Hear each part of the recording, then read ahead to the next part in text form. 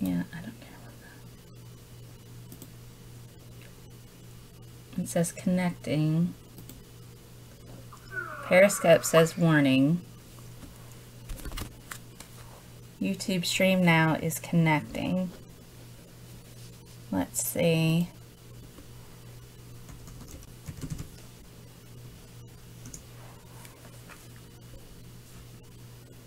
Let me see how this is going. It's connecting still on YouTube stream now. Let me see how this is going. All right, that seems to work on Periscope. So let me see. I'm trying to pull up my current live stream on, oh God, can I please close this ad? I'm gonna pause this to pull up my current live stream on. Okay, I think this is working. Can I please close this ad? Okay, I think this is working now. Let me shoot this over onto, well, I thought it is much better. So I thought this is, okay, so apparently what I've got now is, let me pull up the chat and see if the chat is working. So let me pull up the chat. Hopefully the chat is working too. And I'm just going to keep these settings, I guess. I'm going to share my broadcast on Twitter. Okay.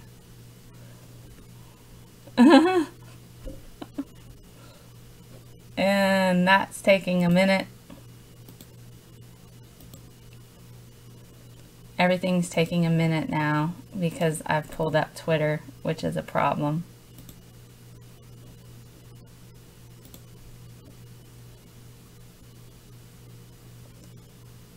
Okay, I'm going to close out Twitter. Alrighty, I'm going to go to Creator Studio over here. Alright, is anybody...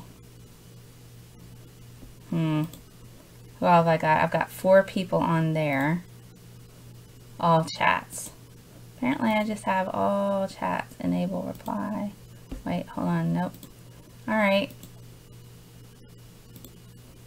So, if anybody talks to me, I should be able to see you pretty well. Much better. Alright. Creator Studio. I'm going to go over here on YouTube. Hey! Alright. Thank you for talking to me on Periscope. Can somebody shoot me a message on YouTube? Because that works. So I know that works. So let's see. Let's go to live streaming. I think this is working. All right.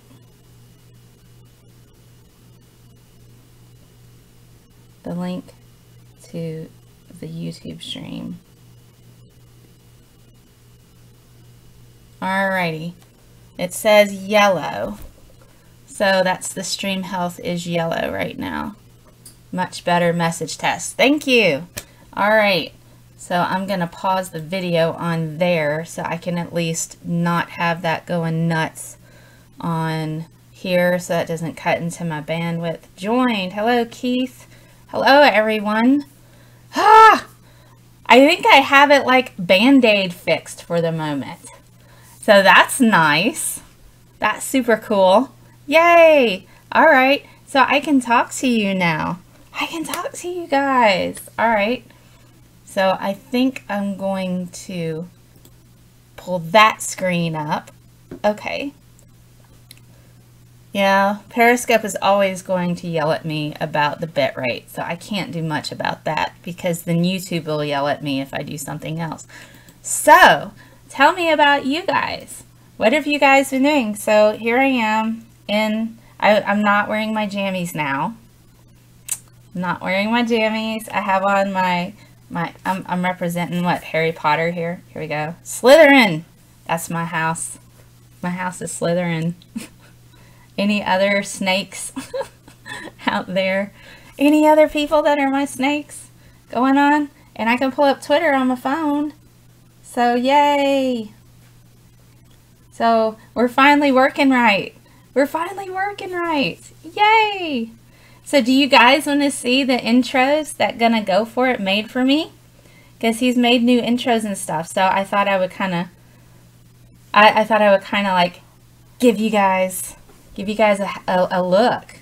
So what do you think? So here, you guys have already seen like my regular one, right? So here's an alternate intro. It's kind of like an alternate ending, but an intro. So check this out.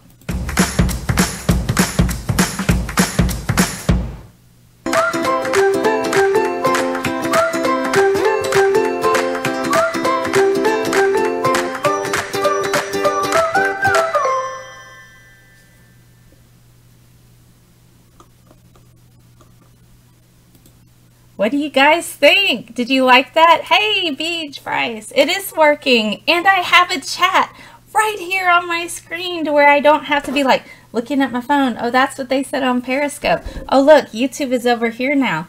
So I have one spot where you guys can talk to me. And it's working now. This is fantastic. I'm so happy about this. I've got the settings fixed for the most part for streaming where YouTube is relatively happy and Periscope is relatively happy. You know, you got to do the best you can, but that's what we got, so it's all right.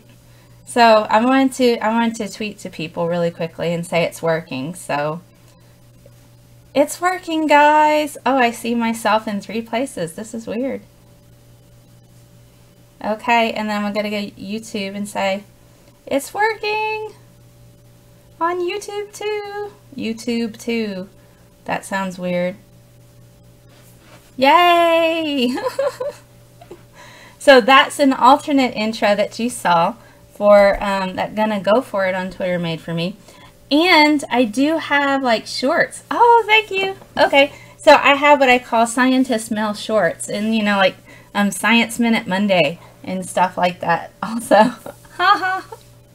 So I have Science Minute Monday that I was doing, but it takes a lot of work to get one of these videos put together that I set up ahead of time, you know.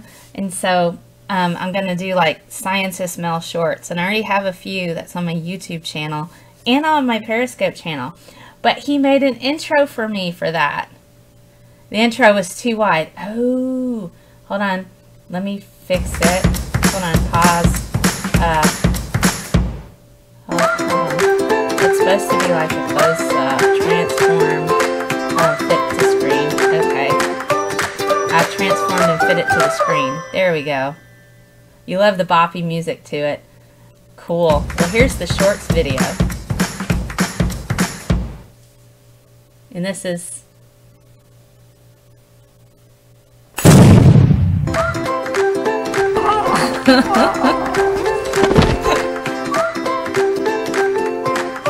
Isn't it cool? Okay, so I fixed the other one. Hey! So I fixed the other one to where it fits in the screen. So now I have 2 intros I can use for my regular shows, and then I have one for my shorts, for my Scientist Mail shorts. So isn't that awesome? Gonna go for it. You know, he always tries to like help me out because he can't contribute to like my Patreon or to my PayPal or anything. So he's like, I want to make you intros because I like your stuff, and I'm like, thank you. And so he's like a really cool friend to be able to do that for me. So I'll be doing more Scientist Mail shorts and putting that up there. Yeah, thank you. So I've already got a few out there. That was pretty funny. I thought it was funny too. He did a good job. And his avatar is, wait, no, that way. I forget it's mirrored. His avatar is Einstein. It always looks like Einstein's trying to lick my hair in these, and I haven't been able to get an angle right to where I'm just like, it doesn't look like he's constantly trying to just, and it just, you know, my hair, it smells like shampoo. So it's like Einstein want to be eating my hair and stuff. So it's weird. So I thought I wanted to try the streaming to see if I could do a simultaneous one. Then I had to call, you know, am I using Restream? Yes, I'm using Restream chat and it works.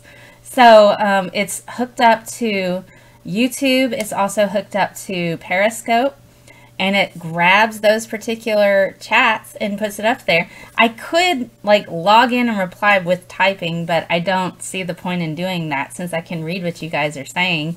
And, you know, and then I can respond right away. So I can respond to people at the same time. You have no idea how happy this makes me, because I was going to consider doing a second live stream on YouTube. And normally what I do is I upload my videos that I, you know, made for Periscope that are just recorded on my OBS software. And so I just upload the recording to YouTube. Oh, okay, so I can embed the chat into the stream so it's on record. Okay, I will say sometimes, though, I get really unfortunate messages from people on Periscope sometimes, and I don't always kind of want that in the video, you know what I mean? So I haven't, it's a bit safer for me to just kind of repeat back what people say, you know, if there's a question. And I'm kind of used to doing that anyway. So, because people aren't nice to ladies on the internet. Shocker. So, yeah, best not, you know. But yeah, so this is pretty cool. So, since we're on here, hello, thank you. I washed it. I took a shower and everything, you know. It's not near as wild as it was earlier today, because it was just, yeah, it's funny if I go for too long not wash my hair, you know, I wash it every few days, but if I go longer than that, it'll start to make dreadlocks. Have I any idea why Einstein is sticking out his tongue? He's just a silly guy, I would think. He had a pretty good sense of humor, my understanding. He was very much a free spirit. You know? So I'm not entirely certain why he has his tongue stuck out, other than he's just like, you know, he's like, what's up? Being silly. So somebody mentioned about all of my figures behind me. This is what I call the nerd cave. So this is... this is meant to be a dining room in my house. So funny thing, I just turned it into a collectible thing. Yes, I did take a shower today, you know. You guys earlier, you got like me in jammies with my Big Bird socks that were orange and pink and furry. You know, I thought, well, you know, normally I'm clean and well, you know, groomed and stuff when I do these types of shows, but I didn't know it was going to live stream. I thought I would at least have a test stream earlier, but that's okay. This works out, huh? So, yeah, so this is my collectibles room. This is a section of it. I have like a whole other wall over there, but I'll bring some stuff over here from time to time and kind of show you guys the stuff that I have. It's kind of neat. But let me see. I'm trying to find something. Oh, check this out. If you guys didn't know this, look. It's kind of dusty because it's really old.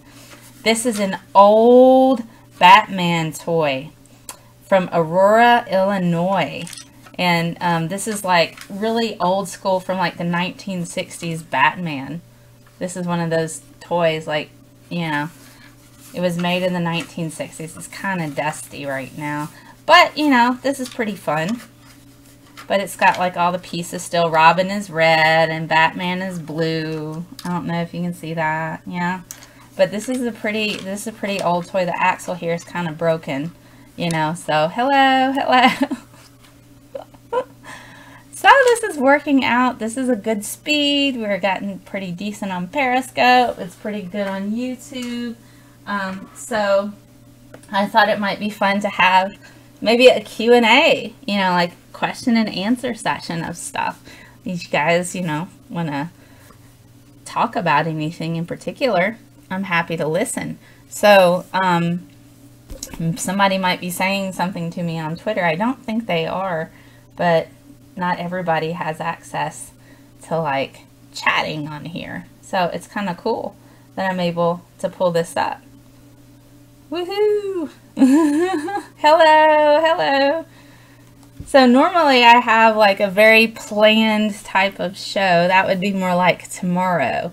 I think I'm going to go back and redo my very, very, very first episode of The Science Of, where I talked about the scientific method. If I could name the earth after a god or goddess, which one would it be? Hello, Maximum Effort. Are you Deadpool? So if I could name the earth after a god or goddess, which one would it be? I don't know. I would think, you know, Gaia, since we're going to talk about, since the Earth Mother, you know, or Earth Father, Gaia. That seems like a good one. I would find something inherently appropriate that was associated with an Earth type of God anyway. So that would make sense to me. Or we could just call it Diana and make it be Wonder Woman, you know? So we could just call everything Wonder Woman. Hello, hello. So yeah, so I would do that. Oh, something some people don't know is, let's see, how about a random fact about me? I was chorally trained. I can sing, actually. Don't know if I could do it so well now because I've got a weird throat thing I'm still getting over. It's the sinus stuff. But I sang choir in high school. I sang choir when I was much younger. And then I got into college and took a voice class. So that's kind of fun. So I have a background in musical theater. I used to play the piano and the guitar. Not that many chords though, so I kind of stuck mostly to Johnny Cash songs, you know, with that. So that's kind of fun. So I used to do that. Yeah, so that's pretty cool. I'm awesome at Rock Band and Guitar Hero. Usually I'm the person on the drums, but I can do the drums and sing at the same time. This girl. And I sing on expert. I don't sing on easy. I sing on expert. And I play the drums. And the song that I'm most good at is Bon Jovi's Living on a Prayer. And Everlong by the Foo Fighters. I kick butt on those, playing the drums and singing at the same time. I am the Phil Collins of our friend circles when we play Guitar Hero and Rock Band. They're like, you're on drums, right, Mel? I'm like, yes, I'm on drums. And we can't sing this song, so that's fun. So that's me with that. How are you guys doing? How is Periscope looking? Is it showing up all right on that app? Let me see. Good songs. Anything heavier? I have played. Okay, so one of the last boss levels on, I think it's either Rock Band or Guitar Hero, is the Ace of Spades. That's hard. That's really hard on the drums. And also, Battery by Metallica. Oh, God. That was like a boss level. You're not allowed to play boss levels. Like in I think it was Rock Band, where Battery was a boss level. You had to play it on at least medium or hard in order to overcome that. And it went from a an oompa to a pa, like right in the middle of a song. It's like oompa, oompa, and then what pa, and you're just like, oh! Lars Ulrich in the frickin' drums on Metallica. I swore a lot playing that. Battery should be God level. Oh man, you're not kidding. You'd be playing that on medium and swearing about Lars. On Rock Band. And you have to beat that level in order to get to the next one. Yeah, it should be. It should be God level. It's hard. And you're like, ah! So, but that's okay. So, yeah, so I like video games. I'm pretty good at those. The last game that I played heavily was one of the Tomb Raiders. I really liked it was the survivalist one, the beginnings one. Any pets? I have a guinea pig named Coco. He doesn't like to be out of his cage very often. I try to take him outside and he's like, yeah, nah, he's not having the outside business. He doesn't like that. Try to let him walk around the house a bit. He doesn't care for that. Coco is very happy living in his little guinea, it's not little, it's a big guinea pig cage. And he's got his own little house. That little guy loves spinach. He loves spinach so much. You thought I should have called him Popeye. So I have a guinea pig. Video games, heavy metal. Coolest scientist you've ever seen. Well, that's cool. Yes, you know, you gotta love the video games.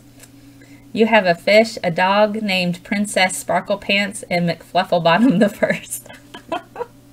I miss having dogs. I've been so busy. I feel like I would not be a responsible dog owner, and for that reason, I haven't gotten a dog. And a cockatoo. That's cool. Star Wars or Star Trek? Well, I gotta pick which one. I like both. I like both of them. I have to say, alright, I'm digging the new sequel. I'm digging the sequels right now with like The Force Awakens and all that. I'm digging that. And then I like, I do like Star Trek. I like the revamped movies. IMAX or VI? Ooh, I don't know. I have to, I'm not certain. Is that like a tech thing? Because as I am literate to some tech stuff, but not a whole lot as we're learning. And we have been learning since I had tried to mess with a new website and stuff, you know? So, I learned, I am learning a lot, so I'm learning more about bandwidth, and I'm learning more about settings on OBS and stuff. Oh, okay. The 6th, yes. Nerd Wars to whoever said that. VI to whoever said that. Ah, it is Nerd Wars, isn't it? Okay, so I did not go see Justice League. I didn't go see it. I made it. Yes, I did, Doc. Hello. So I didn't go see Justice League. I'm kind of over Zack Snyder. Kind of done with that. He's become the Michael Bay of superhero films. I did see Thor. I loved Thor Ragnarok.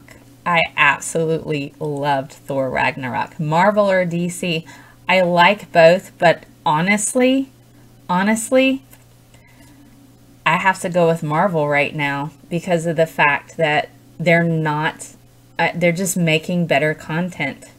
I mean, they just are. DC, Wonder Woman though.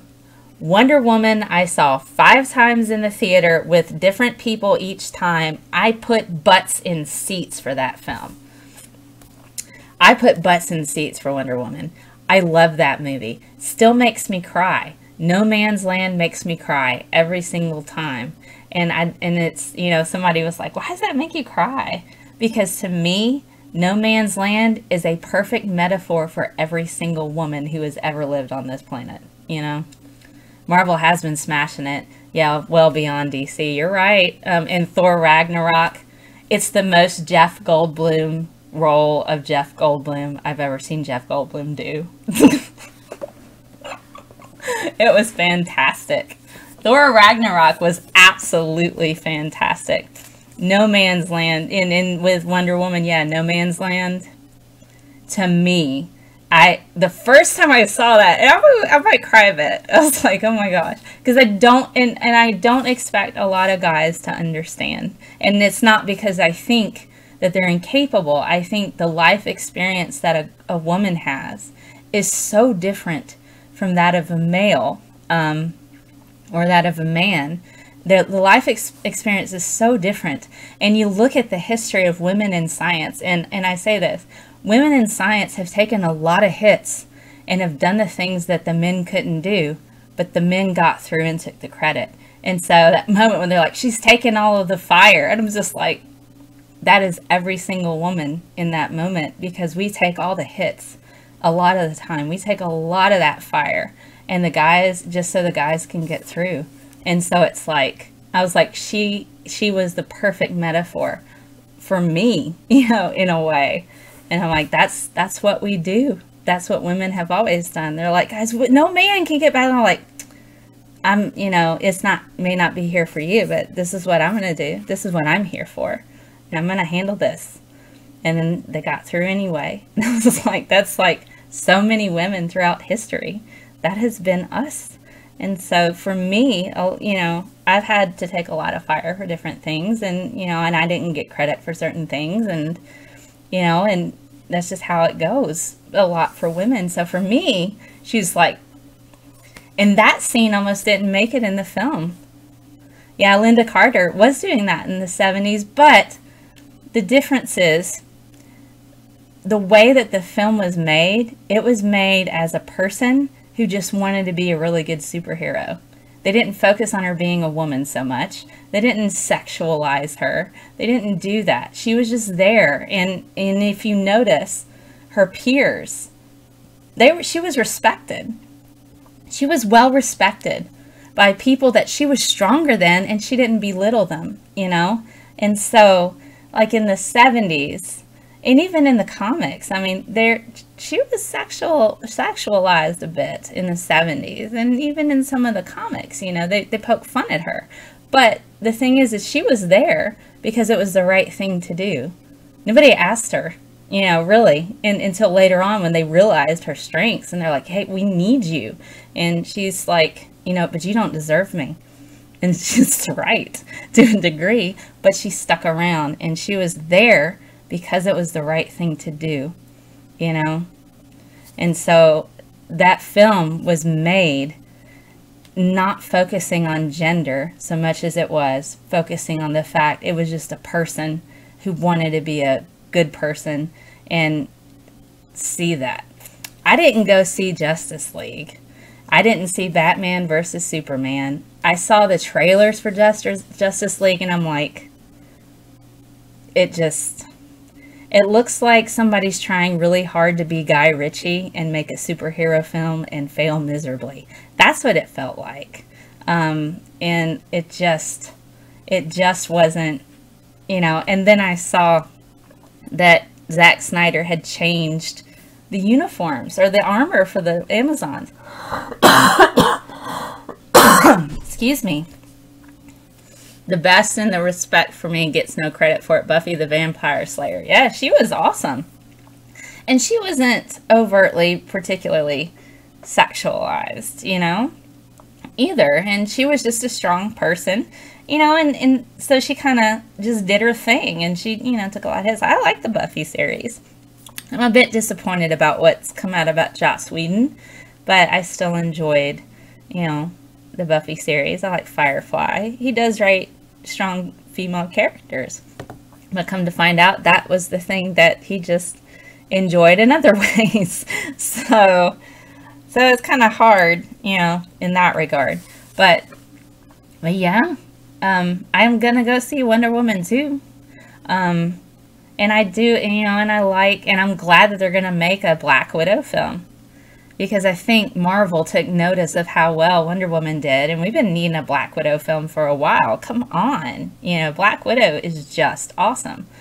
Josh, okay. So what happened with Josh Whedon, that come out about him, he wasn't sexually harassing anybody that I know of. What happened was Josh Whedon was a womanizer, and he regularly cheated on his wife.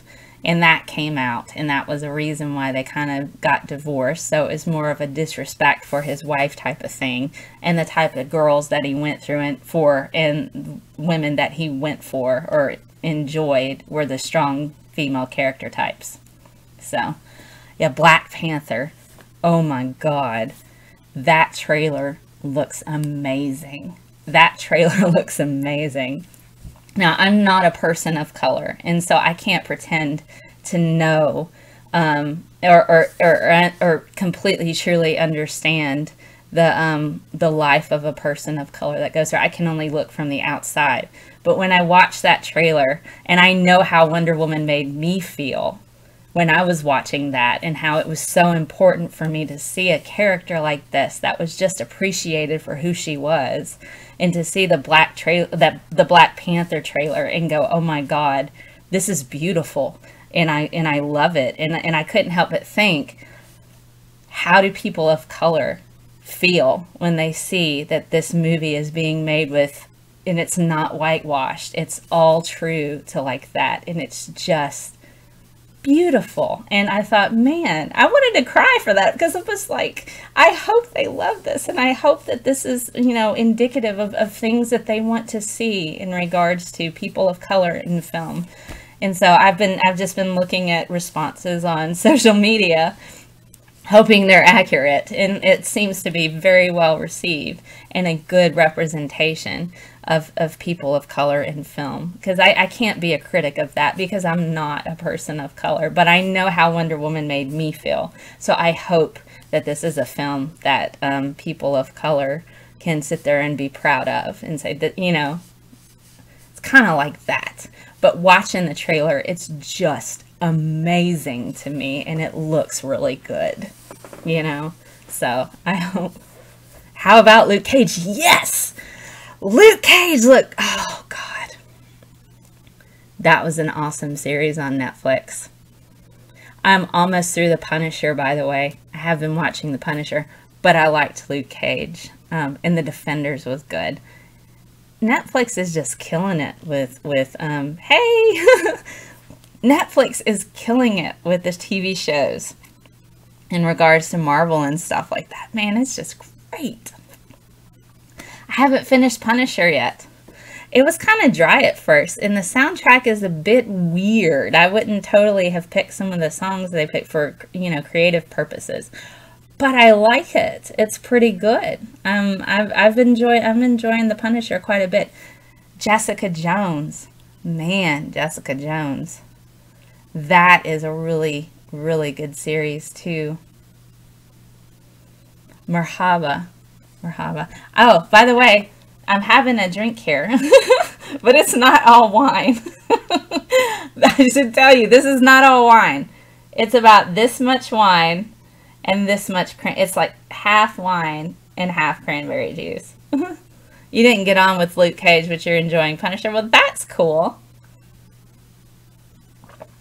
But this is mostly cranberry juice. This is not all wine. It's as big as my face almost, so. But I wanted to get a quick drink because my throat's feeling weird. But I like that I'm on two different platforms now. This is working out pretty awesome. I'm glad that this is gonna be okay. I've got the settings to where they're gonna work. This is gonna be fine.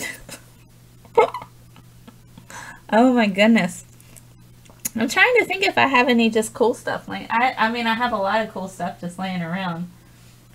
Oh gosh. Here you go. Here's a Star Trek thing. Any of you guys recognize this particular character? You're hoping the TV and film merge, like Spider-Man, Daredevil teaming up. That, that might be possible. It depends though. Philistine mixing wine with cranberry juice. I don't want to get hammered, Doc. I need to be a responsible adult. And, you know, it's cranberry mixed with pomegranate juice. It's like cran pomegranates. Or Ryan Slave Girls. Yeah, they're the dancing girls. Yes. Isn't that cool? I love her. She's one of my favorite figurines I have. I have her. Let's see. Who else I got over here? Oh, I've got this. Ah! Einstein just fell. He's had it with all of us. Here's Ghost Rider, aka one of the village people. I think she did have relations with Captain Kirk in the film. In the film, she did one of those. But here's Ghost Rider. He just looks like a very angry version of one of the village people, I think. The simple solution is to drink less. Well, but see, you know, I'm also getting vitamin C. I'm getting, you know, flavonoids and antioxidants in the red wine. And, you know, it's tasty. You know, it's almost like having a pint. You know, it's about the same alcohol level when you mix it with the cranberry juice. It's like a big old pint, you know. So, Ghost Rider. That film was terrible. Nicolas Cage. He looks like a happy version of Ghost Rider. Oh, we could have like Ghost Rider teaches you physics. Force equals mass times acceleration. You know. Einstein fell. Gravity jokes. Yeah, now he can't lick my hair because he's on like licking the desk now. And no, this is not Jon Snow behind me. Everybody thinks it is. Netflix could do something with Ghost Rider. Yes, they could. They could do something with Ghost Rider, but they don't. Oh. Yes. Oh, here you go. Here's a retro toy. Here's a retro toy for some of you. Check out that. Right there. Got your little Ms. Pac-Man. Waka, waka, waka, waka, waka, waka, waka, you know? There's a really cool place out here that's like it's like a bar pizza place, but it's primarily geared to adults, and they have freestanding video games that are, you know, that are free, so you can go and get your Pac-Man on with Miss Pac-Man while having a drink and some pizza. Yes, you're right. It is Orlando Bloom, Kingdom of Heaven. Correct. Correctamundo. And then I was playing with my sonic screwdriver just earlier. You remember when, like, Happy Meals had that? Yo. It's a bobblehead Vader on a TIE fighter. I have very eclectic things. Let's see, does it matter if I believe I weigh what I weigh or the earth weighs that compared to me? I was just thinking the same thing, Doc. Okay. Does it matter you believe you weigh what you weigh and the earth weighs that compared to me? I don't understand your question. Are you thinking about the earth's weight and then comparing it to your own? Are you going to make me do math? Are you going to make me do math right now? It's Friday. It's Friday. It's Friday. So look, see if you guys know who these are. Oh, hold on. Check it out. This would be, does anybody know who this is? This is one of my figures. Anybody know who that is? No? I'll give you another hint. I'll give you another hint. His hetero life mate is right here. Silent Bob! Yes, that's Silent Bob and Jay. There you go. Jay and Silent Bob. So I have Jay and I have so much Kevin Smith gear. You scanned that sentence 3 times and you couldn't parse it either. I'm not certain what he was asking me. I'm not certain entirely. The Earth's weight, not mass, is the same as whatever you weigh. It's a silly pun. Okay. So yeah, I have that. Let's see. I have, oh, this is a Batman cape that goes on a pint glass. you know, because I have one. But yeah, I do have a lot of Kevin Smith gear. Yeah, I have a lot of his stuff. He's, I got to meet him, which was really cool, and spend a lot of time with him. So he's a really, really, really nice guy. I have plenty of Kevin Smith stories. And I also have, God, I have so much stuff over there. I'll have to migrate some of my stuff on that wall and bring it over here sometime, because that would be kind of cool. I'm trying to think of ways to entertain you guys, but I'm just kind of just chilling and talking to you. Einstein's had it with oh, he's over here. He's had it with everybody. He's crashed. He's done. He's like, bye. So I don't know. So are you guys excited about the Star Wars film coming out? It's what, just a handful of days, a few weeks now? What do you think the big reveal is going to be? What do you think the big reveal is going to be? Anybody have an idea? Are you scared? Can I juggle? I can't juggle. I can shoot a Nerf gun. You know, I just have a random Nerf gun laying around. Pump action on the top. My most recent thesis. Well, I don't have any thesis masters. I have done research, but I've just got, you know, the paper under peer review. The big theory is Luke is the villain.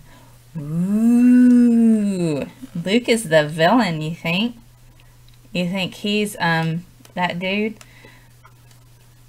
LOL. Can I juggle? Is that what that was? Yeah, I suppose I shouldn't shoot myself with my Nerf gun.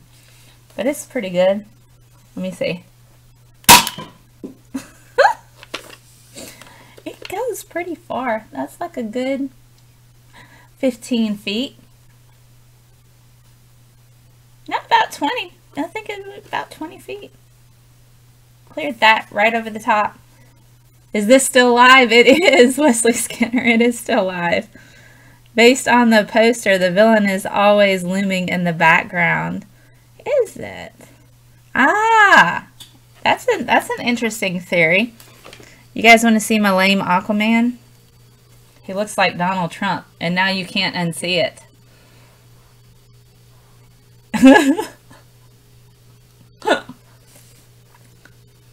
He's not entirely... This is my Aquaman doll that I got out of one of those crane machines. It is still live. We are still live, I promise, Wesley. Oh, are you... do you get any Princess Bride jokes for being named Wesley? But you don't have a T in your name, so it's not Westley, you know. Where's his beard? He doesn't have one. He's like the cartoon, Justice League cartoon Aquaman that everybody didn't like.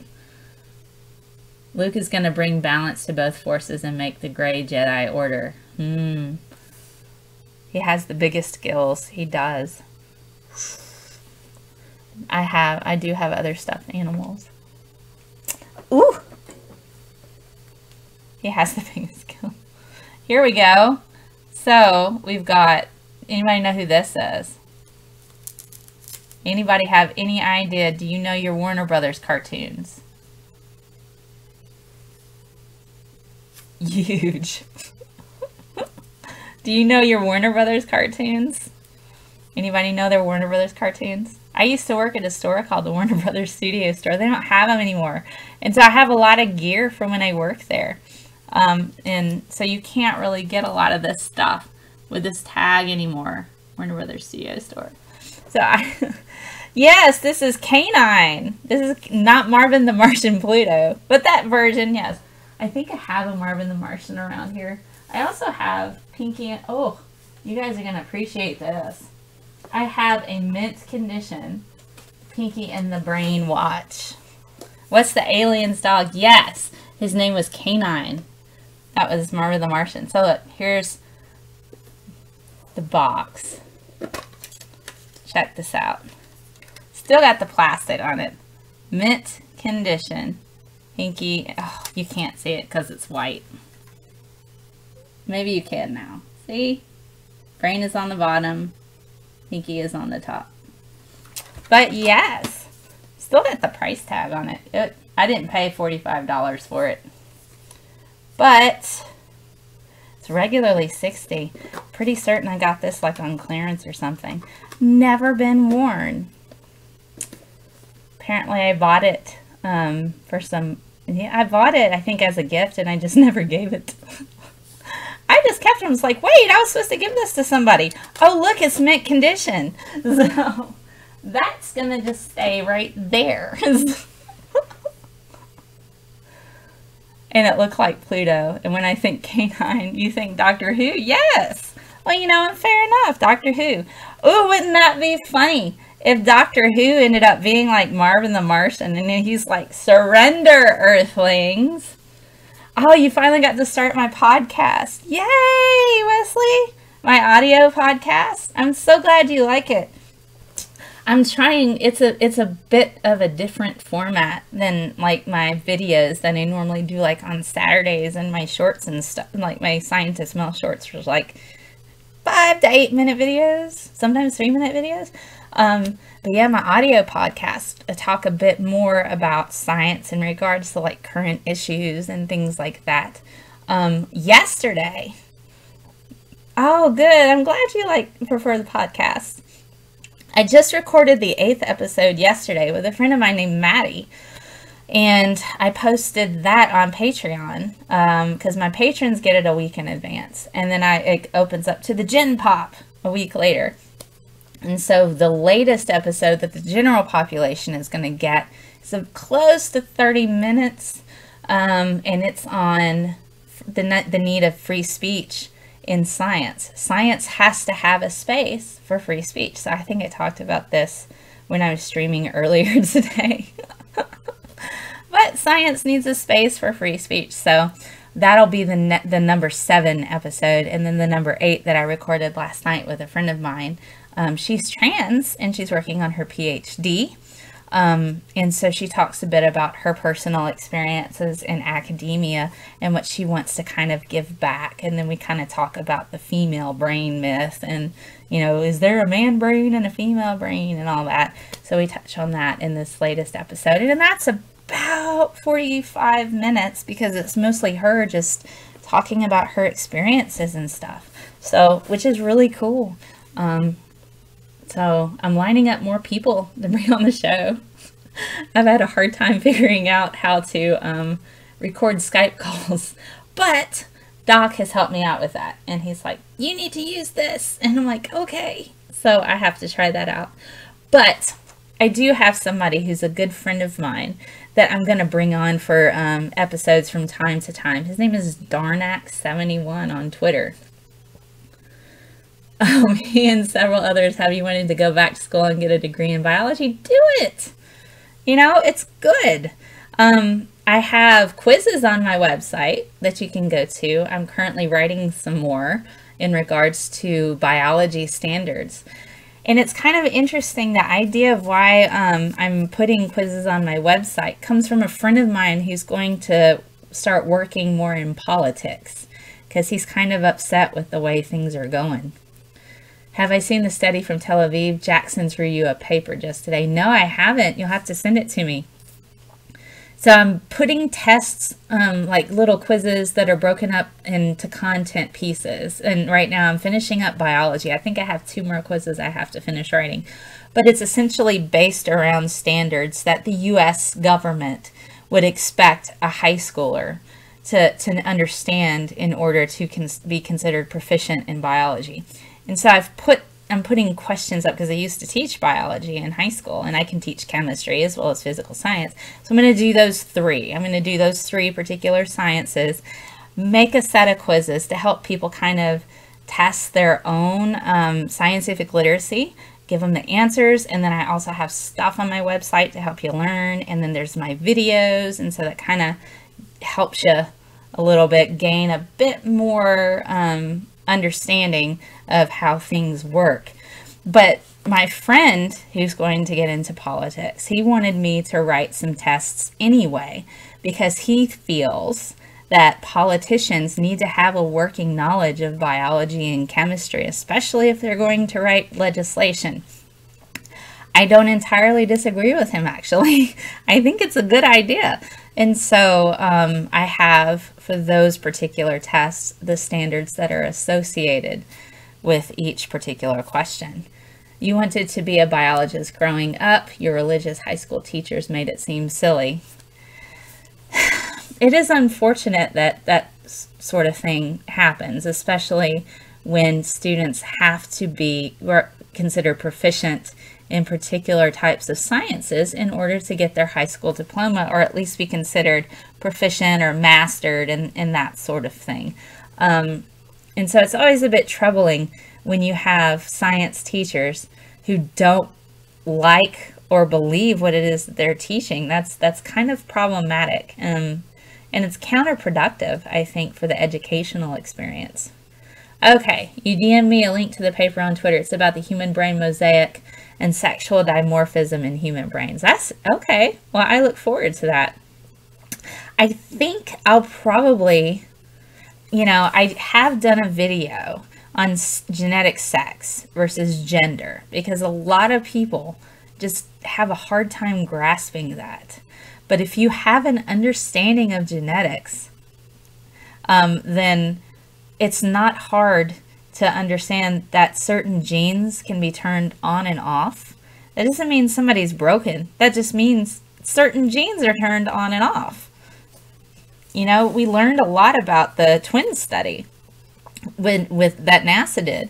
They actually ran the code on the twins, and they found that the twin that was in space for that year, certain genes were shut off, because you have environmental triggers that can turn things on or off. That's just how our bodies work. And so it's not such a stretch to say, okay, that doesn't mean something's wrong with this person. It just means certain things are turned off. It was one of the things I liked about your science communication episode. You need better communication. Yes, we do. Yes, we do. But one of the things, especially with science communication, that I'm finding out, and that I actually have learned being on the teaching end and on the receiving end as a student, when you look at bad science, people are often fooled by bad science, because sometimes, they don't understand what the actual vocabulary words that are coming out of the people's mouths, but they think because it sounds more sciencey and more complicated, then that means it's correct. Humans have this need to fit things into neat little fuzzy boxes. Oh, reality, unfortunately, is more fuzzy. Yeah, reality isn't what we necessarily think it is. But I do find that if I'm in a group of people, and this was something that I ran into as an issue, because I'm so used to explaining things simply. So when I went back to grad school and got my second master's, and this time it was in chemistry, I would give a talk, okay? And there would be people who would ask me questions, and I'd answer them simply. And what they were trying to do was gauge my level of understanding, but I didn't know that's what they were doing. I was just giving them very short answers that were just very brief. They, succinct, and they're like, I need a bit more. And I'm like, what do you want to know? And so bad science is often easier to understand as well. That's part of what makes it attractive, yeah. But bad science is often, okay, if I close my eyes, they can't see me anymore. That makes sense to a degree. I can't see you, so that means you can't see me. But that's often kind of what bad science does. But it does that with highly complicated words that sound like they should be accurate, because smart people say words like this. It must be correct. And so, but it's not. But people, if you could... And if you read the book Bad Science by Ben Goldacre, I'm still reading it. It's great. I say read, but what I mean is audiobook. But still, I enjoy it. He talks about this and how the more sciencey sounding words are, the more believable they are, even if it's incorrect.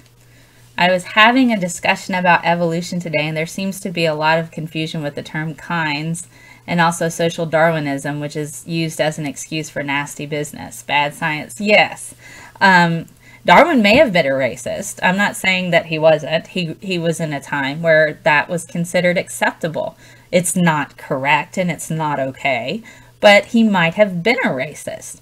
But that doesn't mean that the science is racist. You can use it and misinterpret it and push really bad agendas. And I actually talk about that in one of my podcast episodes, when bigots try to use science to push bad agendas. Have you tried the Science versus Podcast? The lady who does it is fantastic. I haven't. You said kind is meant to create confusion. Yeah. So it's just, yeah.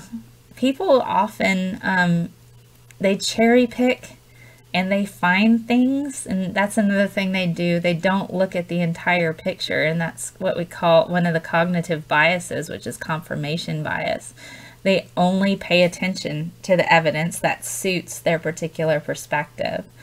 And it's hard. It's hard to be wrong. I don't necessarily like being wrong, but I'm okay being wrong sometimes because then I'll learn stuff. Of kinds known as baraminology. Wow. Kind is, yep.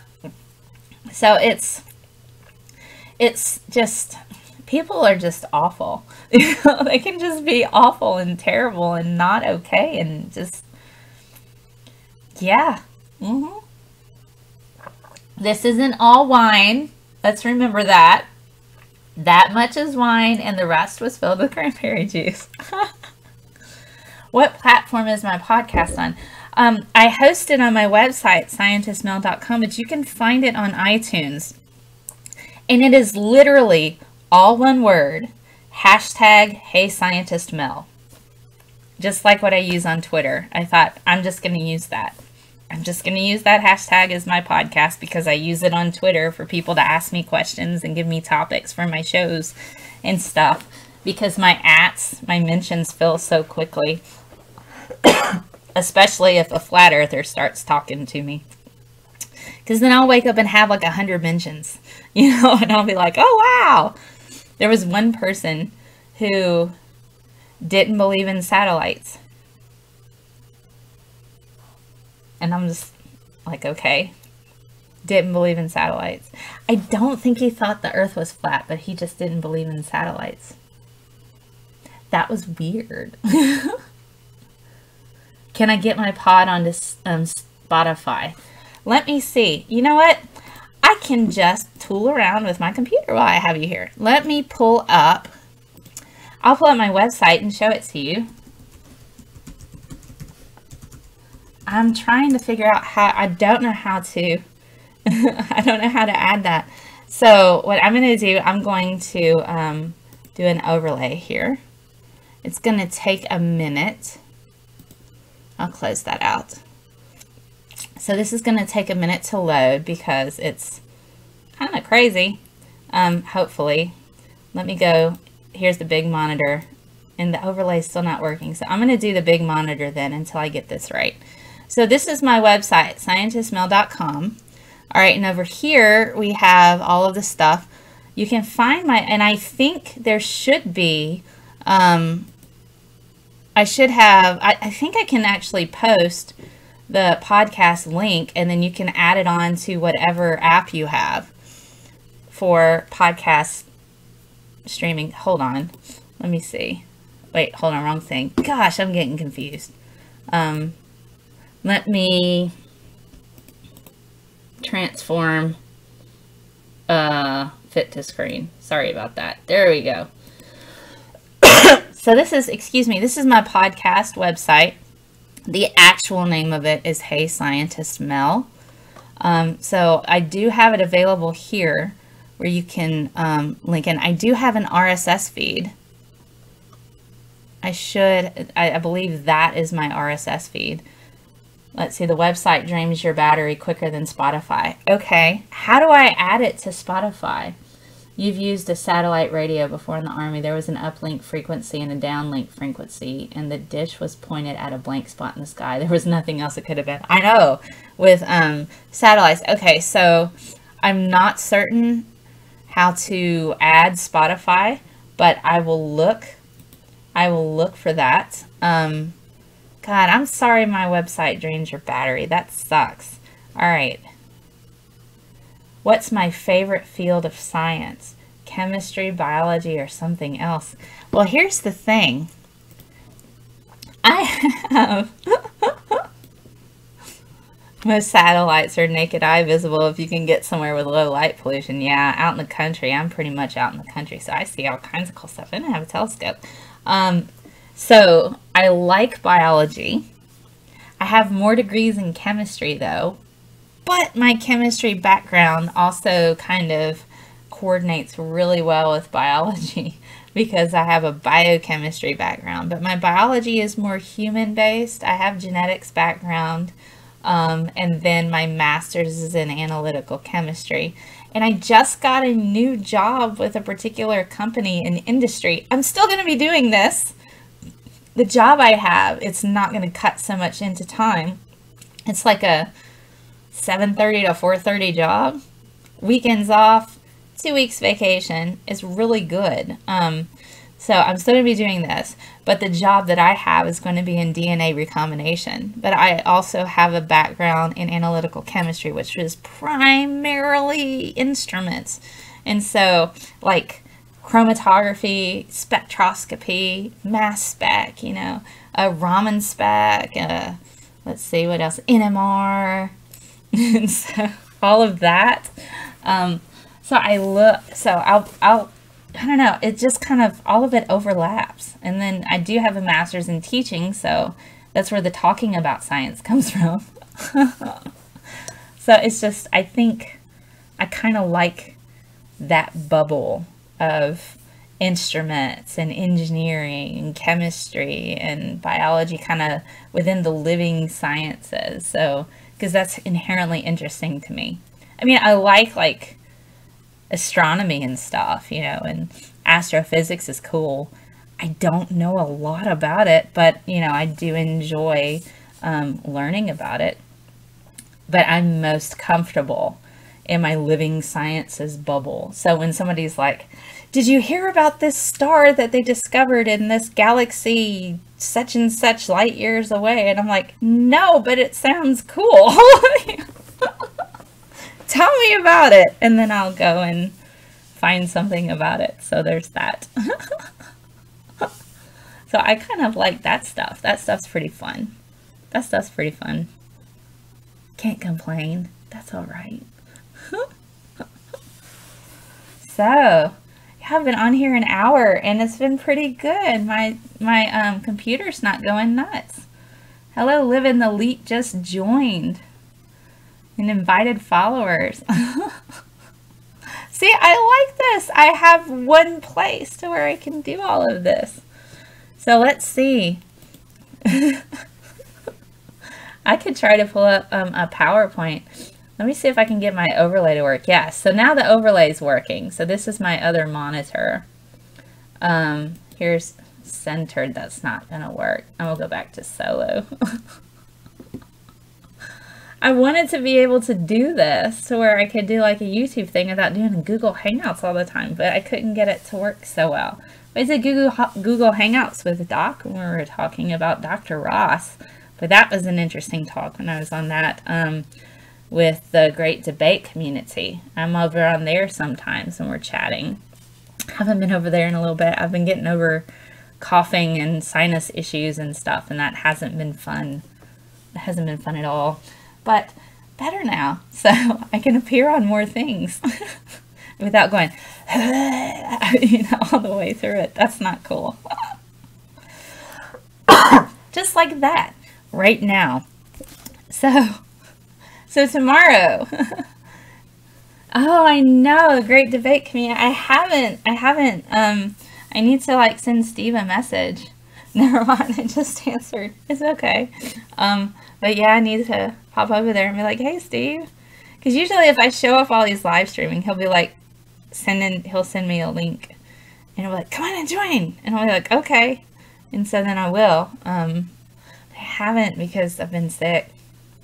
I've had like this sinus thing for like 3 weeks because where I live, it's like freezing at night, and then it's like 65, 70 Fahrenheit like during the day, but it's like 30s in the evening, and you're just like, pick a season. You know? I cannot deal with the pollen and the change in barometric pressure. It's wreaking havoc on my sinuses. So yeah, me and Doc, we did Google Hangouts once, so that was fun. That was fun. I might have been in my jammies during that time too, Doc. Oh God, that particular book, yeah. Oh yes, I'm always welcome. It's funny. Steve, that is, yeah, he needs to get through the rest of that book. Man, that's exhausting. When I was on that episode where they were talking about that particular, that creationist book, which had such wrong information in it. You know, it's just,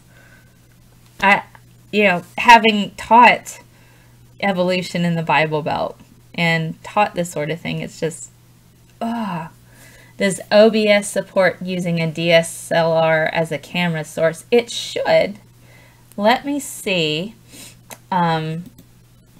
It has it has audio input capture, audio output capture, browser source, color source. I love hearing y'all get frustrated over its stupidity. It has display, game capture, image. It does have a video capture device that you can add. So it should be able to, if your laptop recognizes your DSLR camera source, if your laptop or your computer recognizes it, then the software should. Oh my gosh, I'm going to cough again. Man. Yes, so I'm trying to not cough all the time.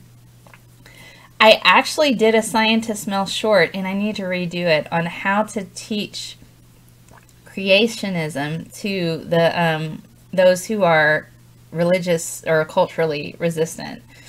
What kind of wine is that? It's half like a red blend, and then the rest was filled up with cranberry pomegranate juice. Because I don't want to drink half a bottle in one glass. I like to kind of spread it out, you know, because I enjoy wine, but I don't want to get drunk off of wine. But yes, I do like doing that. So it's like having a big pint. If you can get the video into the computer, HDMI to USB capture, the camera will output USB 3.1 direct. Oh yes, HDMI would be the way to go. I have my monitor. I have two monitors. One on my laptop and then one for when I do my PowerPoint. So I have a separate thing. So here, I'll pull up some of my PowerPoints. Let me see if I can find one of my old PowerPoints. One of my oldest ones, my climate change one. Oh God. That was my first one in the new format. That was my very, very, very first talk in the new format, was climate change. Yes. So in regards to teaching those that are resistant to science, the way that I went about it, the first year I was a teacher, that was a bit of a gauntlet, and I learned very, very quickly that they just automatically shut down. They don't want to hear what you have to say.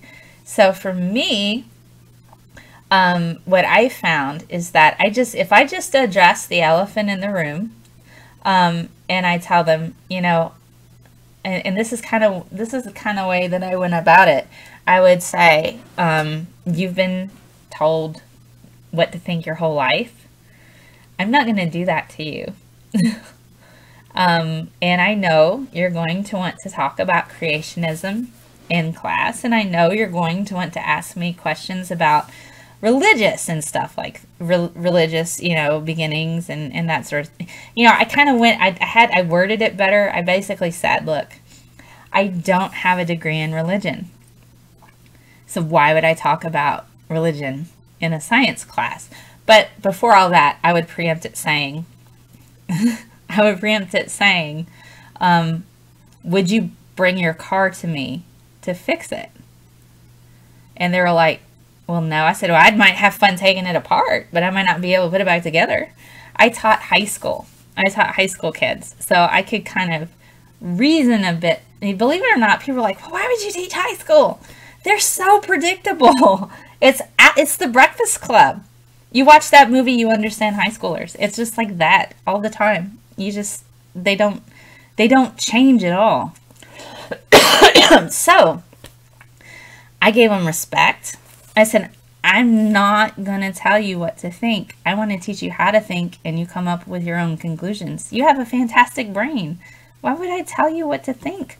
I want you to think, and I want you to think for yourself. And so I didn't talk about religion in my class. I didn't talk about creationism, and I would tell them, you need to know this in order to take the state-mandated test. You're going to need to know this information, and I just want to make sure you have the correct information. You don't have to believe it. You don't have to believe what I'm saying. I just want to make sure that you have the correct information, because I can represent the scientific community because I have degrees in this. Like, that's all. You can believe what you want, and it's okay. And if you want to say I'm wrong, that's fine too. But this is a science class, and I'm going to ask you where your evidence is, because I'm going to show you mine. I'm going to show you all the evidence I have, and you can read it. You'll read it, you'll learn about it, and then if you don't want to believe it, you don't have to. But you're going to know what the correct information is. That's all I want to do. And then they were like, well, that makes sense. Why would you teach us religion? You don't have a degree in it. I'm like, yeah, why would I? Go to your pastor if you want to talk about creationism. Don't come to me.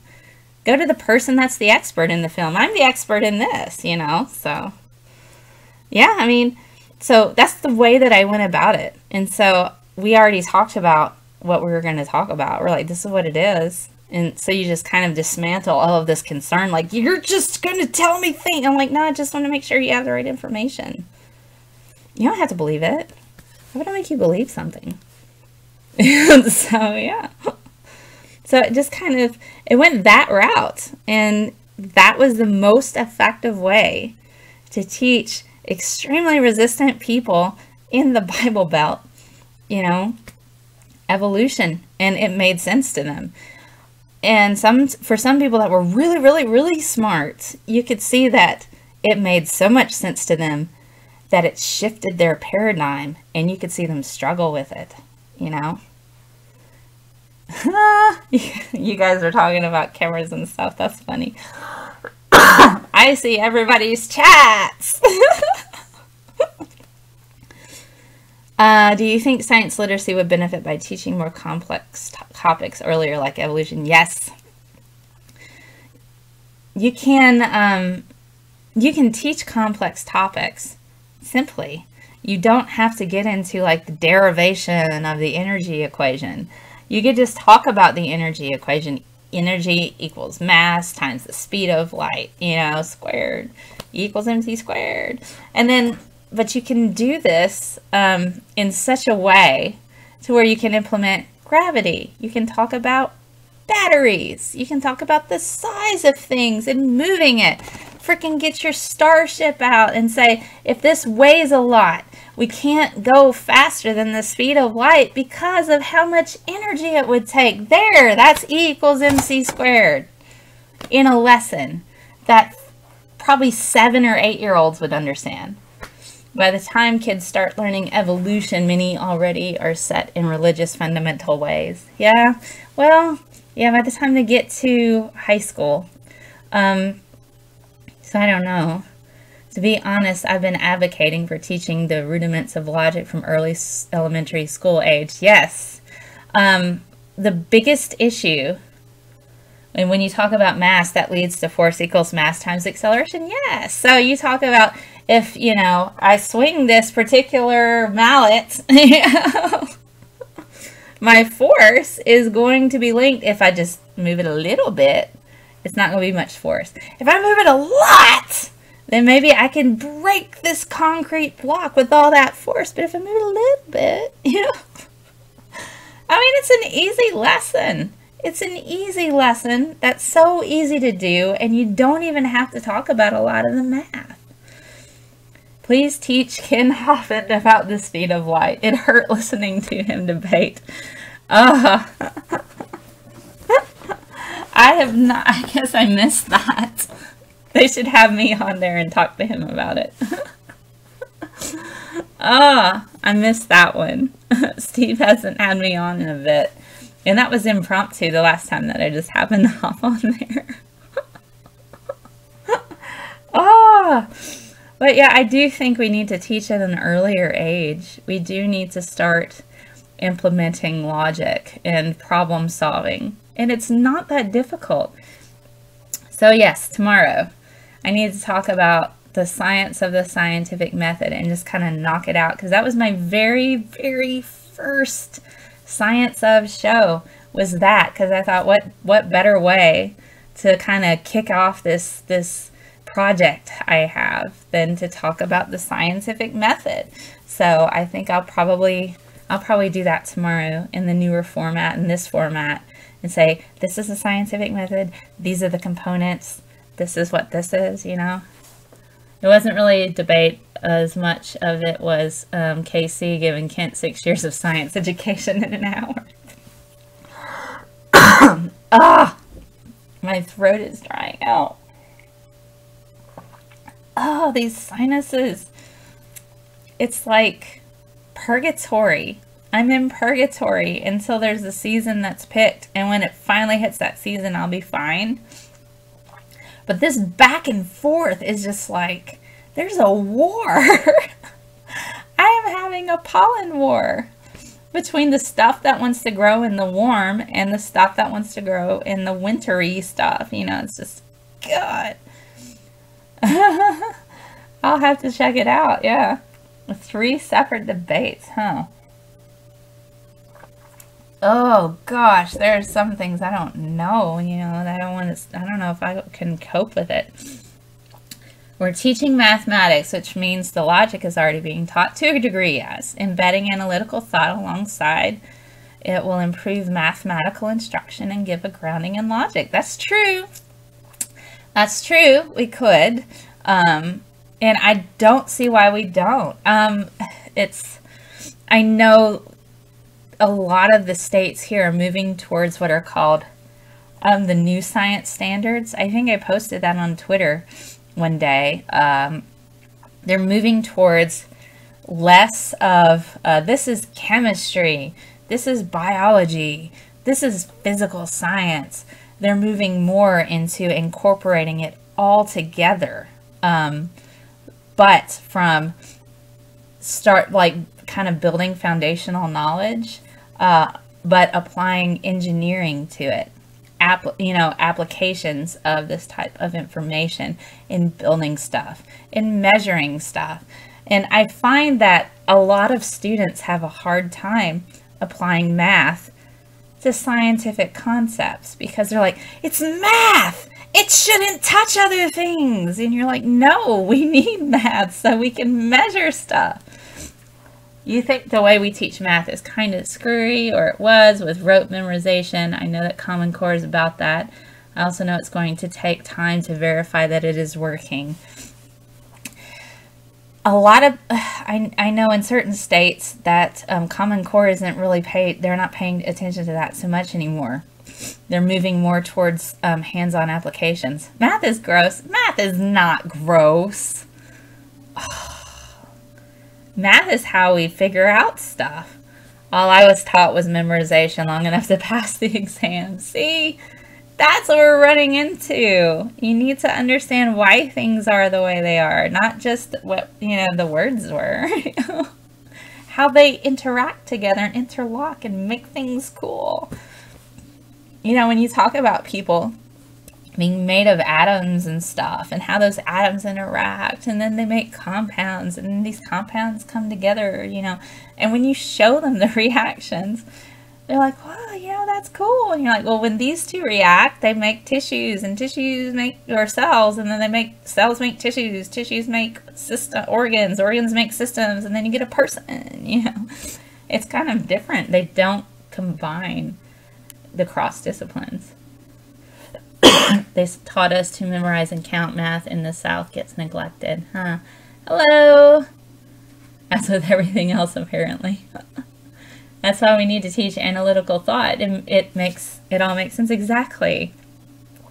Those of you just joining us. Oh, wait. It's mirrored. Einstein fell. You know, he's not trying to lick my hair anymore. I can fix it later, though, so it's okay.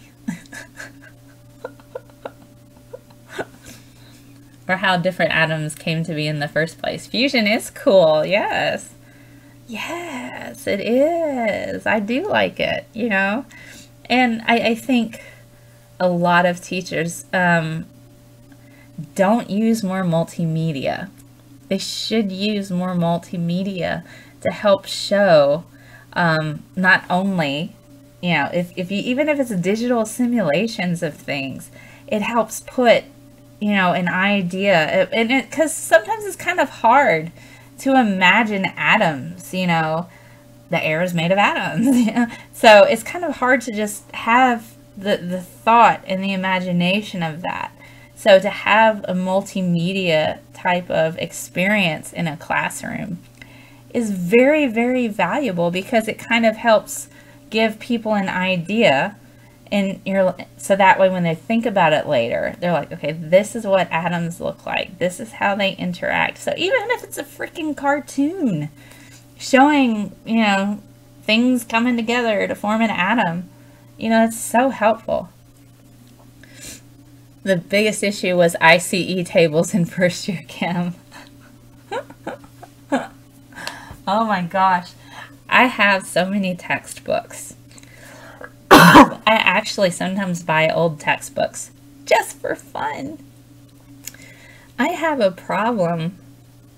I bought an old organic chemistry book because I've always been kind of shaky in organic chemistry. And I bought it so I could do the computational work I was doing a bit better, because it was a lot of organic. And I'm like, ooh. So, you know, I went back and bought an old organic chemistry book. I've kind of tossed around the idea of getting like a better physics book and teaching myself a little bit better quantum just for fun. I know I have a problem, don't I? And I've also kind of tossed around the deals. What would happen if I got like an undergrad in physics? That would be a lot more math, and I don't know if I want to do that. You're finishing up metabolism and biochem. Oh, okay. That's fun. So you're all about the Krebs cycle, right? You're going to learn all about that and write out all the enzymes and the NAD plus and the FAD plus, and you know, just you have the little circle, and then you got to fill in the blanks where each enzyme goes, you know, and what the products are.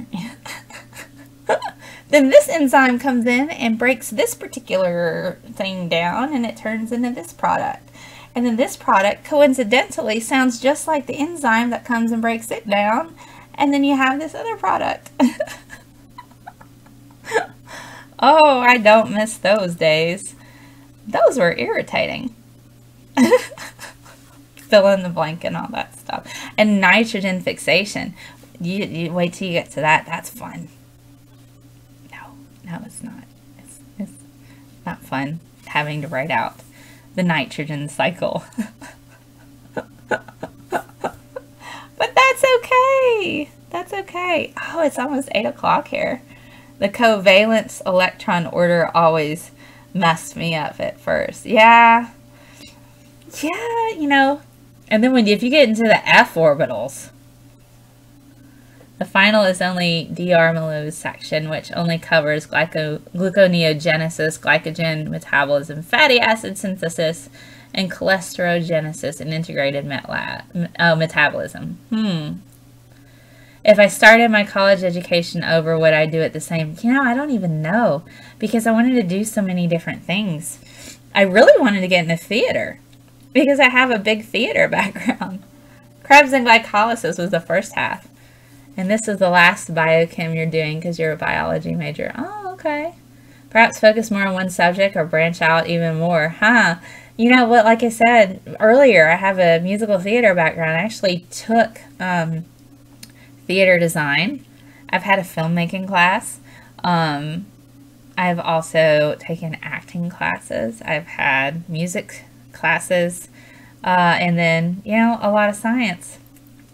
And people are like, why are you trying to be theater? You know, you're just a silly science nerd. I'm like, you know what? I wrote plays when I was 15. Next semester, cell bio and invertebrates. Ooh, bioinformatics. You might take that next year. That's kind of fun and actually quite a useful class because that's a growing branch of science. And biology messes with me because I am into semiconductors. Acting classes. Give us your best impersonation of someone. Oh, goodness. Well, people already say I look like Miss What's-Her-Face from the school bus, the magic school bus. Miss Frizzle? Is it Miss Frizzle? Oh, goodness. Oh, goodness. I don't know. I could probably sing now better than I could act. I could probably I could probably do a decent British accent, which I find I've been told is quite convincing, but I haven't done it in a while. Yes, the Frizz. Mrs. Frizzle with the magic school bus, you know. But yeah, I don't know. I might could sing something. I don't know. They need to cast you if they do a live action magic school bus. You know, it's funny. When I was in high school, I had really short hair, and they called me Betty Boop. Because my hair was short, and it had curls. And so they called me Betty Boop in high school because I had short hair. And then now with the long hair, it's like, Mrs. Frizzle! Mrs. Frizzle! And I'm like, yes! Oh my goodness. Yeah, that might be fun. I don't know. So, see how that goes.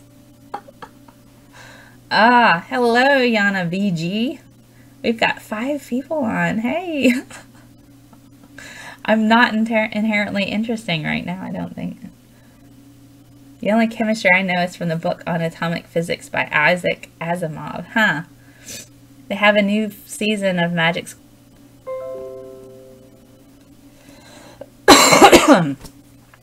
I think it's back on again. Perhaps it's back on again. Ah, there it is. I have no idea what happened. I have no idea what happened. It looks like it's back on again. And everybody's... there we go. I think it's back on again, right? AE is finally here. Okay. So I think... it looks like it's back on again, which is weird. How many times is this going to do this thing? I'm not certain what happened. Steve sniped her because he's about... No, I'm on right now. Nobody sniped me. Howdy.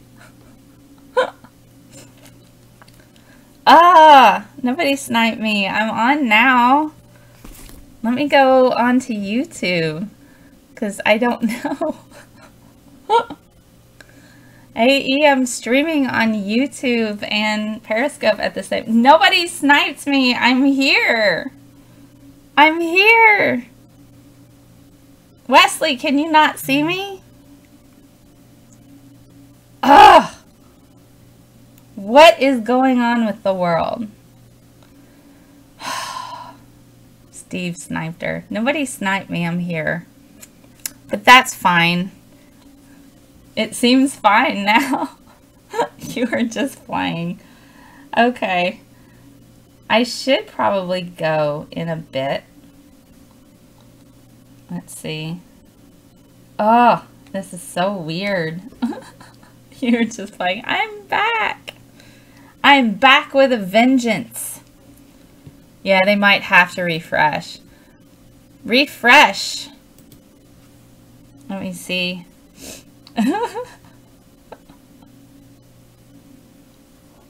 I'm pulling up on my phone to see. Yes, it still says that I'm live.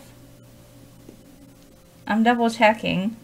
Yeah, it's my wonderful internet service that nobody seems to know what my upload speed is supposed to be.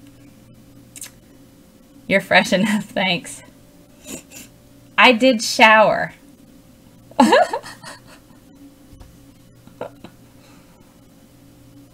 So there we go. Ah, it's warm in my house. Maybe I should put my hair up again so I can look so incredibly different from last time. You know, because I had my hair up. Watch, I can put my hair up without a hair thing. I twist it up like this. It's like magic. It's like magic, guys. See? And I just put it in a little bun. There. No hair thing needed. See? Isn't that clever? See? Ugh, I want to do it like a perfect bun, though. You're trying to do a pod on conspiracy theorists. You don't get those people. Did you watch my flat earth video? Why am I going that way? Oh, it's so backwards. Too cute. Did you watch my flat earth video? Oh, it's like mirrored, so I'm like looking at it wrong. Because I talk a little bit about how the conspiracy theorists think a certain way and such. You haven't gotten to it yet.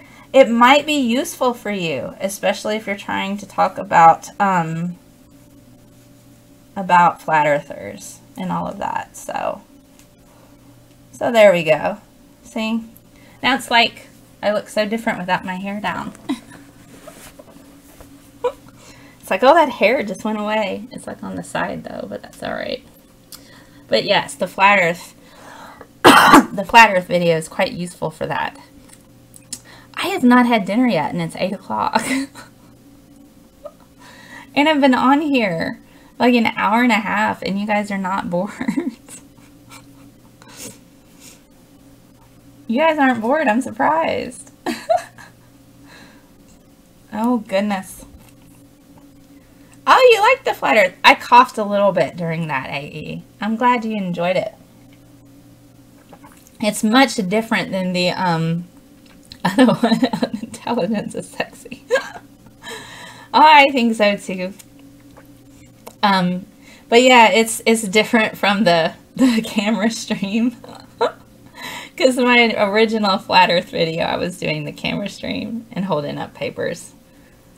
Oh God, yes. Isn't he supposed to, the guy who's built this rocket to show that the earth is flat, and he's only going to go up 1,800 feet? That's not going to work. And he's supposed to do it on Saturday, right?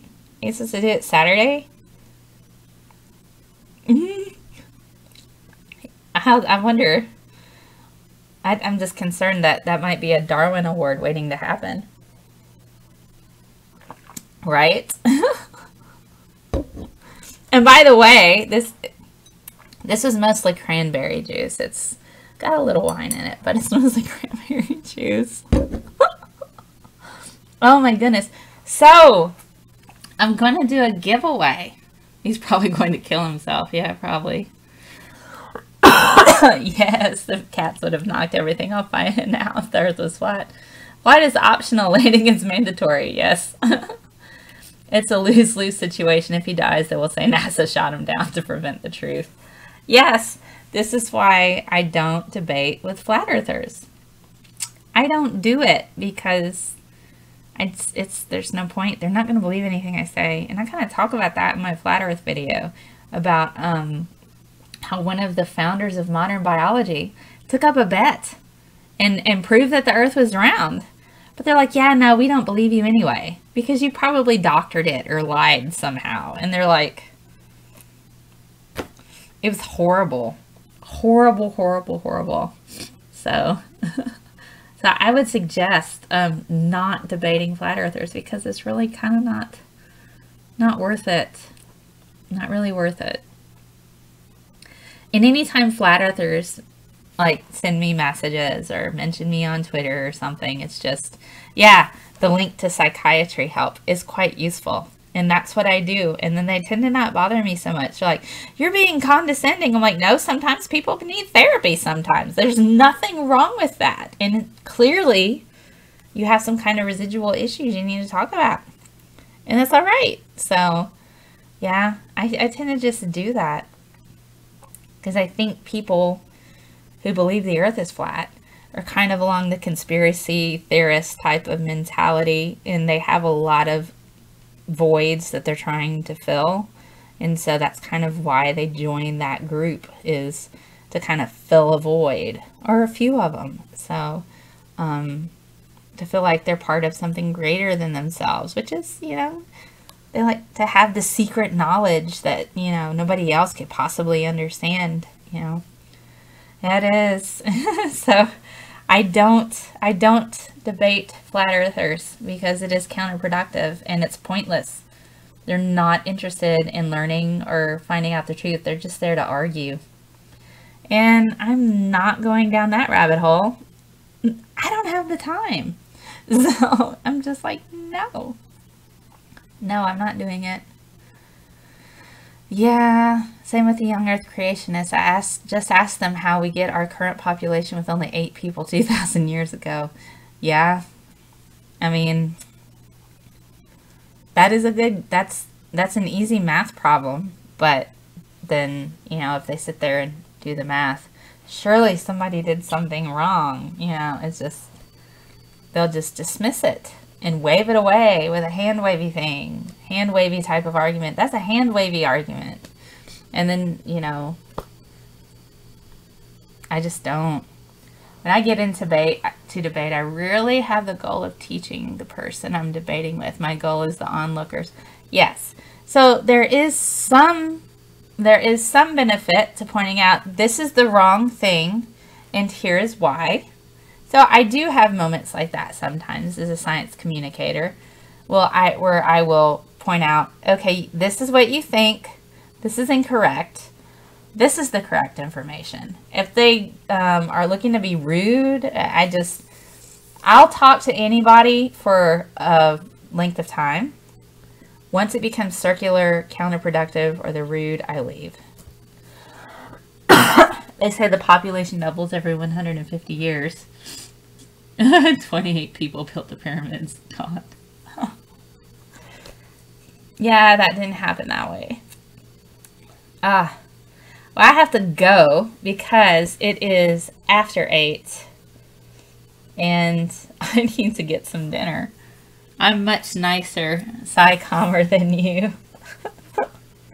Well, I'm genuinely here to help people learn, and maybe if I'm nice, you know, if I'm nice in general to most people, you know, and I'm never rude. I just walk away. But, you know, hey, have you thought about doing a debate like Steve is always moderating? What kind of debate? Thank you. I'm going to have leftover Thanksgiving dinner from yesterday, but I have a lot of ham and turkey left, so maybe it'll be like ham and turkey with dressing again. I had turkey and dressing for lunch. but you know, it's okay. She's awesome. Well, thank you. Well, I'm going to go get some dinner and maybe watch some Punisher. I've been working on my website and working to get this to work to where I can run on Periscope and YouTube at the same time. And I'm so happy that it's here. I'm going to put my hair back down because I feel weird with it up right now. But it's working now. So yay! I'm able to stream on both. So tomorrow morning, 10 a.m. Central Time, a one-on-one debate like they do with Kent Hovind. Okay. I'll see if he's willing to talk to me. He may not want to talk to me, though. That's the thing. But maybe Steve will be like, hey, you should talk to Mel, and then send him my way, and we'll see how that goes. But tomorrow, 10 a.m., I will stream again on both platforms. That's 10 a.m. Central Time. So that would be GMT -6. So Greenwich Mean Time -6 hours. I will be here talking about the scientific method and possibly breaking down the difference between law, theory, and fact. Steve might tell me Kent's not worth my time. Maybe not. Maybe not, but you know, sometimes if things are enjoyable, maybe, I don't know. We'll see. I'm not one who usually gets heavy into debates. I'm really here to educate, but that might be interesting. Yes! Both platforms! I am the queen of Friday. It's just a theory. This isn't Criminal Minds. You watch way too much CSI when people say that. And they use it wrong on that show. But yeah, so check out tomorrow morning, 10 a.m. Central Standard Time for me. But that's Greenwich Mean Time -6 hours. Backwards. So, and I'll be here talking about the scientific method with my show streaming on YouTube and Periscope at the same time. I feel like Mr. Miyagi or something. Wax on, wax off. You know, it'll be like both ambidextrous, and I am ambidextrous, so that's really cool that I'm able to do both. So it's just nice. So yay for that. So you guys have an awesome night. I haven't. You have to send it to me, Doc. Shoot it to me on Twitter or something. So you guys have an awesome night.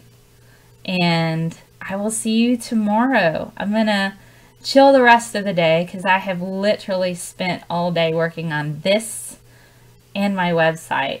And check out my website. And now I have to figure out how to get my podcast on Spotify.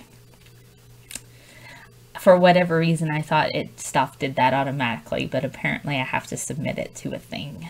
So, night. Oh, thank you. Thank you so much. And I will see you guys tomorrow.